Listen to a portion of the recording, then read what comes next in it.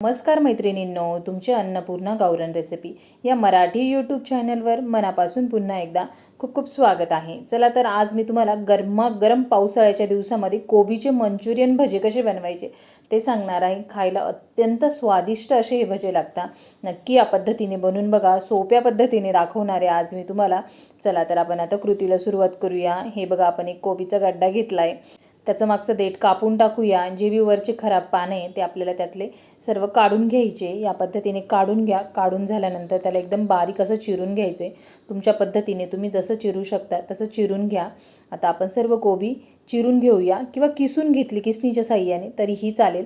मी शक्यतो किसूनच घेणार आहे। एक किसणी घेतली, किसणीच्या साहाय्याने सर्व कोबी बारीक अशी किसून घ्यायची आपल्याला।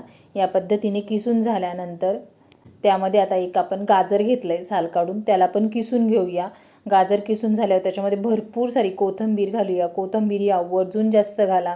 एक मिक्सरचं भांडं घेतलंय, त्याच्यामध्ये भरपूर सारा लसूण, अद्रकचे तुकडे, 2 ते 3 हिरव्या मिरच्या याचं वाटण करून घेऊया। ते सर्व वाटण आता आपण यामध्ये घालून घेऊया। त्याच्यामध्ये आता आपण 1 चमचा इतकी लाल मिरची पावडर वापरूया। आपण ऑलरेडी हिरव्या मिरच्या दळण्यासाठी घेतल्या होत्या, त्याच्यामुळे लाल मिरची मी कमीच वापरते। चवीनुसार मीठ टाकूया। डार्क सोया सॉस घेऊया 1 ते 1.5 चमचा, त्याला घालून घेऊया। 1 ते 2 चमचे रेड चिली सॉस घेऊया, त्याला पण घालून घेऊया। टोमॅटो केचप घालूया, किंवा सॉस जरी घातला तुमच्याकडे असेल तरीही चालेल। सर्व सॉस घालून झाल्यानंतर हाताच्या साहाय्याने त्याला व्यवस्थित मिक्स करून घ्यायचं आहे।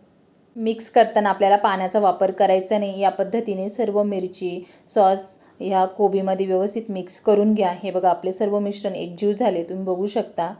तुम्ही याच्यामध्ये कांद्याची पात जरी घातली तुमच्या आवडीनुसार तरीही चालेल। मी टाकलेली नाही माझ्याकडे नसल्यामुळे।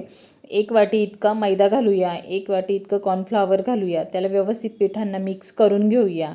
पीठ हे तुमचे मिश्रण कितपत आहे त्या अंदाजानुसार तुम्ही घालू शकता। मी 1 वाटी इतकं घातलं आहे। या पद्धतीने मिक्स करून घेऊया। पाण्याचा वापर न करता आपलं मिश्रण किती व्यवस्थित तयार झाले तुम्ही बघू शकता। आपण बिलकुल पाण्याचा वापर केलेला नाही आहे। एकीकडे तेल गरम होण्यासाठी ठेवलं, आपलं तेल गरम झाले। त्याच्यामध्ये आता गोल आकारामध्ये वडे करून घेऊया, किंवा भजे करून घेऊया आणि ते तळण्यासाठी टाकूया। एका बाजूने व्यवस्थित तळू द्या। तळून झाल्यानंतर त्याच्यामध्ये झाऱ्या घाला। दुसरी पण बाजू व्यवस्थित तळून घ्या, खालीवर करा। या पद्धतीने एकदम कुरकुरीत होईपर्यंत आपल्याला हे कोबीचे मंचुरियन भजे तळून घ्यायचे।